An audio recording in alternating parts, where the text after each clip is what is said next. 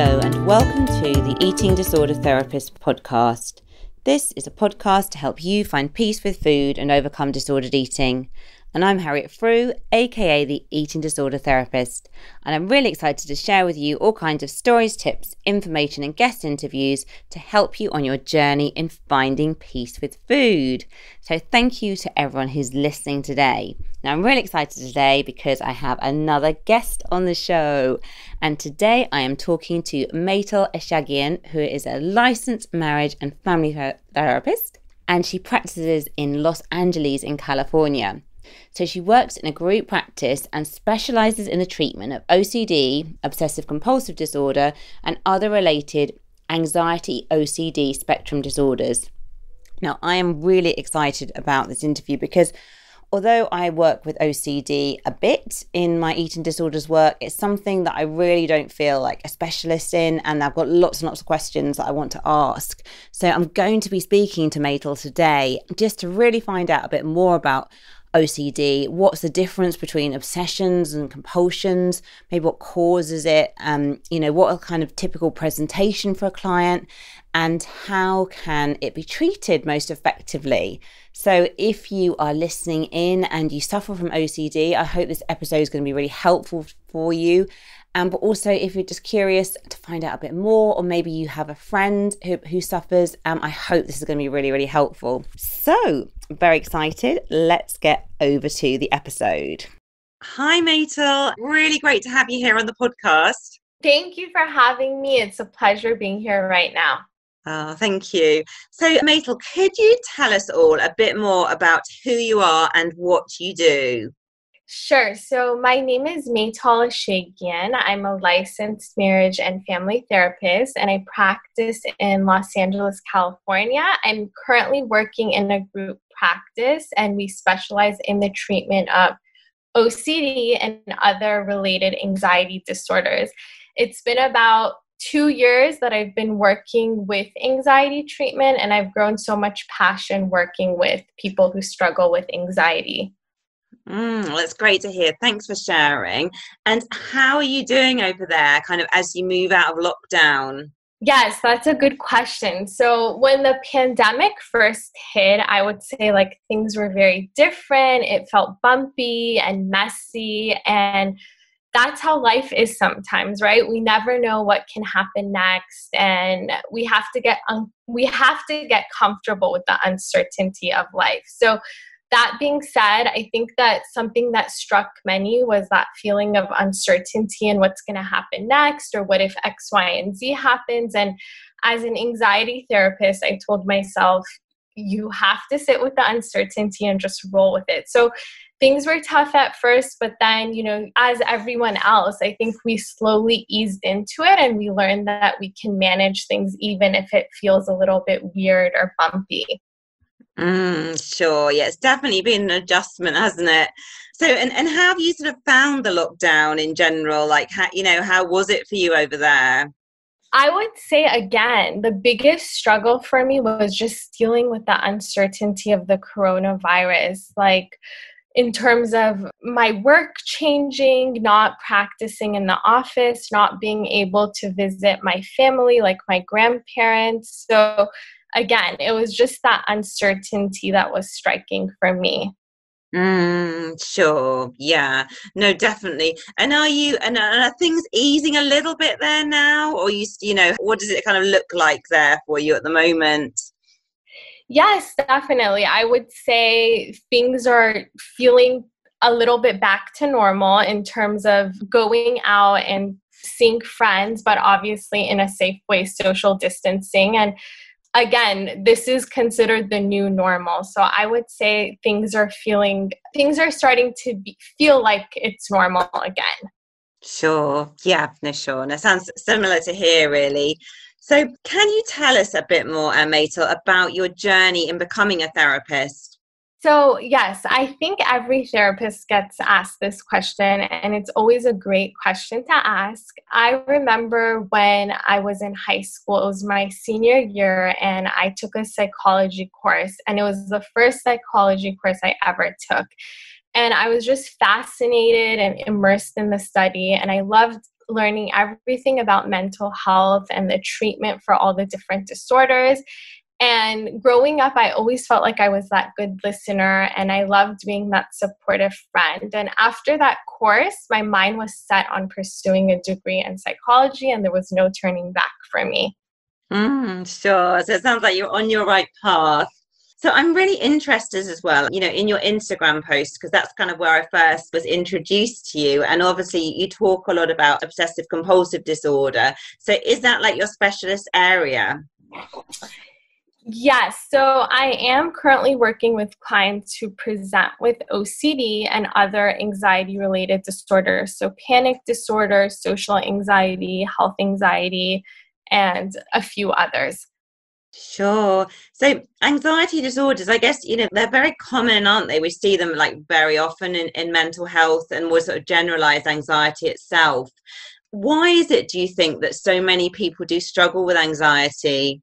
I think that anxiety is inevitable and it's part of life. And that being said, I think there are many situations that come up in life, and it's normal to experience anxiety in different situations and when there's an actual posed danger. However, I think that there's a big difference between anxiety versus anxiety disorders. And people who struggle with anxiety disorders, it can become really debilitating and it interferes with their life and their normal functioning. So I think it's really important in terms of seeking the right treatment when things start to feel that way in their life. Sure. No, it sounds like, I know with people I've worked with, sometimes it's just completely kind of paralyzing, isn't it? I think when the anxiety, is so intense and at a really high level. So can you tell us a bit more about obsessive compulsive disorder and sort of how it presents itself? Yes, of course. So, as you know, OCD stands for obsessive compulsive disorder, and it affects 2 to 3% of the population. So, I'll go through the nuts and bolts of it. So, obsessions, they're described as unwanted thoughts, images, or urges, and they cause a lot of distress. So, it also involves uncomfortable feelings like fear, constant doubt, disgust, and it leads to compulsions, which are also called rituals. So the OCD sufferer usually engages in a compulsion in order to ward off or neutralize the worry and the distress. Obviously, it's a trap and compulsions don't work. And there's different types of compulsions that I always talk to my clients about. So there's avoidance, there's overt behaviors, there's reassurance seeking behaviors, and then there's mental checking and rituals. And like I said before, it's very debilitating, it's time consuming, and it does feel torturous for the person who's struggling with OCD. It's not something they enjoy doing, but it's something that they feel like they're compelled to do in order to neutralize that worry. Hmm. So could you talk, so perhaps in a bit more detail, about a specific example of the obsession and then the compulsion to help people understand that a bit better? Yes, of course. So there's so many different subtypes of OCD, but I will talk about one there's not a lot of awareness for it, and that's perinatal and postpartum OCD. So an example of an obsession for that would be intrusive thoughts about hurting a baby before or after pregnancy, or disturbing thoughts of sexually abusing their baby.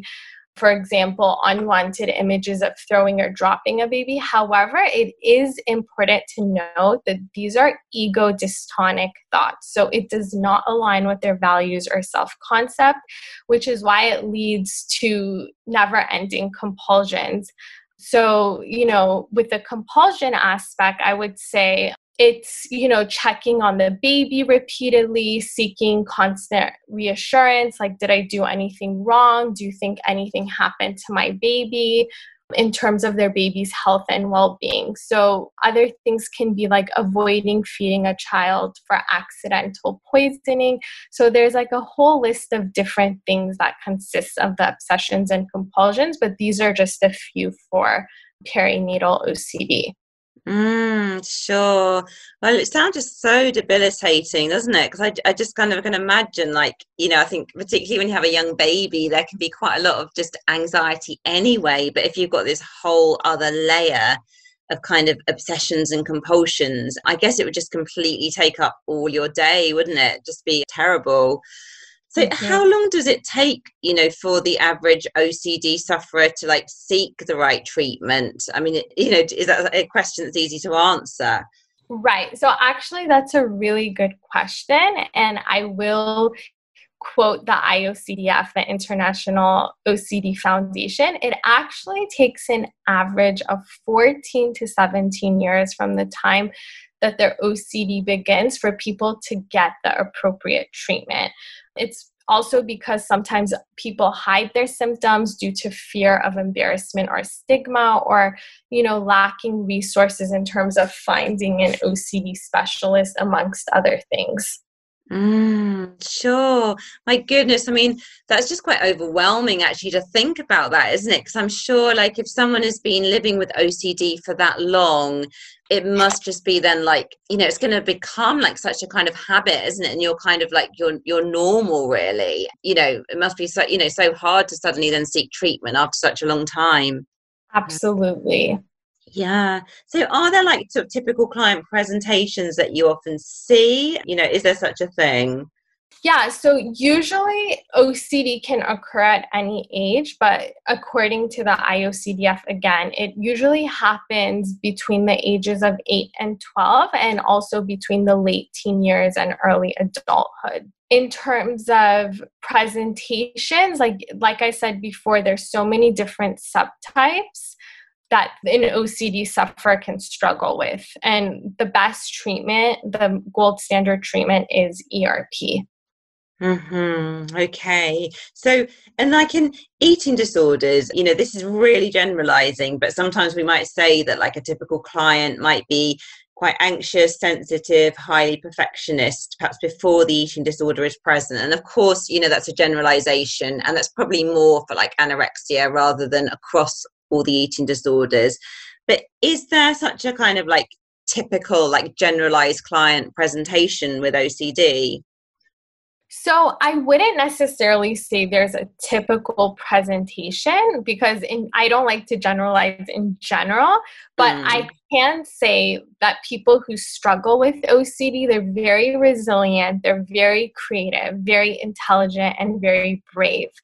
I would definitely lean towards the symptoms that are present with the client and make sure that they fit the criteria for OCD. So I wouldn't necessarily say that there's a typical presentation that's always present. Sure. Okay. And so can you tell us a bit more about OCD treatment and how that works? So, the gold standard treatment for OCD is exposure and response prevention, which is a type of cognitive behavioral therapy. So, in a nutshell, we're making the client confront their fears without engaging in the compulsion. So, the way I like to explain it to my clients is, I always talk about weight training. Like I always tell my client, well, if you've never lifted weights, I'm not going to make you start lifting at 100 pounds. We want to start with 5 and then 10 and work our way gradually and systematically. And also part of treatment is learning to accept the thoughts without trying to fight it, and helping the client change their relationship with anxiety and change, as well as change their relationship with their thoughts. So we can't control our thoughts, and thought suppression doesn't work, but we can learn how to respond to those thoughts. So, sometimes people may think that anxiety is the problem, but anxiety is not the problem. It's usually how we respond to the anxiety which becomes problematic. So, something I always share with my clients is, just because we have a thought, it doesn't mean it's true, and it doesn't mean that it needs our attention. It doesn't mean that it's a good thought, and it doesn't mean it's a bad thought, but we can simply accept it and allow the thoughts to be there without responding to them. So, on a last note, like in terms of treatment, I think that you have to handle the bad to get to the good. And repeated exposure breeds habituation. So basically, your brain eventually gets bored every time you expose yourself to that feared situation. And that provides the patient with corrective learning, and that they learn that they can manage and they can tolerate the anxiety without engaging in the compulsions. Mm-hmm. Sure. Okay. I mean, it sounds like really kind of, just really interesting. And I think I really like the way that, obviously you're kind of really teaching clients, aren't you, in a way not to just have a very different relationship with their thoughts, and almost to kind of be able to like you said, like kind of like with the metaphor almost with like building weights, it's kind of like you're kind of exposing yourself to new situations gradually, aren't you? So it feels more tolerable and you can kind of build up that tolerance. Exactly. Yes, you said it perfectly. So do you find that once clients get momentum with tackling the kind of, in inverted commas, easier kind of OCD compulsions, then does that then give the impetus to be able to challenge the harder ones? I think in general, when it comes to facing fears, each one can be challenging in and of itself. But I would say that each time they face one of those fears that they confront, they're building that uncertainty muscle and making it stronger. So I think that a big component of treatment as well that I wanted to add is willingness. So it's so important for the client to have willingness to confront those fears, because I think that if there's willingness to experience discomfort, then that's the keys in terms of getting your life back from OCD. Sure. And that makes a lot of sense, actually. And it makes me think about as well, similar to like treatment and eating disorders, I think someone needs to feel kind of ready, like in their motivation, and almost feeling, they've kind of got that willingness to kind of, they want to change, even though they realize that there's probably going to be some real obstacles in the way, but almost the desire to change is almost kind of greater, that they feel that they can kind of push through that, and it's going to give them that impetus to go forward. Yes, exactly. So is a complete recovery from OCD possible? That's a great question. So in terms of OCD treatment, it is not cured, but it is managed. And obviously recovery is possible through ERP, which I mentioned before. It is the gold standard treatment. I believe it's about being brave enough to start treatment and start by taking those baby small steps, and being consistent and motivated in treatment, again, is key. And something I would add is that even if you have a lapse or a relapse, you want to remind yourself that 2 steps forward, 1 step back, and that growth is not linear. It's bumpy and messy, and that's okay. And that's part of the recovery process. Sure. Yeah. And it makes a lot of sense, doesn't it? And I think that's just a kind of very similar for just recovery and mental health generally, isn't it? It's not a lovely, smooth ride. Exactly. Yeah. So, and do you have any other sort of areas apart from kind of like anxiety and OCD and everything, other areas of mental health that you're particularly interested in? Yes, actually, I'm very interested in eating disorders, and I do want to get trained in the treatment. I'm always fascinated by your posts and always learning so much from your Instagram posts.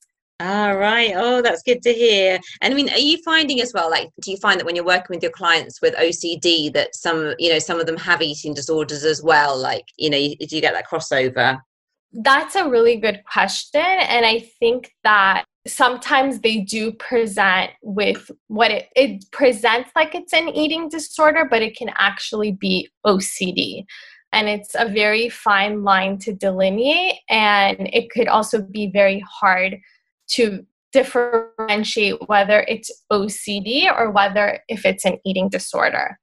Sure. No, I think it's a really good point, actually. I think it's really interesting, isn't it? Because I think definitely some of my clients, I think there's a fine line sometimes between whether it is OCD or whether it's an eating disorder. And it's a challenge, but sometimes to think about how to best, treat that person. And, because I guess really you want to try and use an approach which is going to be quite holistic, really, to be able to address both. But well, very interesting. And you have to like kind of keep in touch about what happens with your training and eating disorders. Yes, exactly. So how do you, Maythal, work to find a healthy balance, to support your own mental well-being? So I think self-care is key, and I practice what I preach. And I think that self-care helps us be in line with our emotional, mental, and physical health. So for me personally, I love having me time, whether that's going for a walk, having my favorite cup of coffee, anything that's going to be related to self-care. Sounds good. And very necessary, I think, isn't it, as work as a therapist? Yes, and necessary during a pandemic. Yeah, absolutely. So, like, three final quick fire questions for you. So, what would be your last supper 3-course meal? This is such a fun question. I would say that kale Caesar salad, pasta, carbonara style, and chocolate cake. Great choices. And Thank you. do you have a favorite quote or mantra? Fall 7 times, stand up 8. I truly love this quote because I think that, recovery can be a bumpy ride, but it's possible. Sure. Okay. I love that too, because I think again it just reflects the true nature of recovery, doesn't it? Yes, exactly. So tell us something as well about you that may surprise us.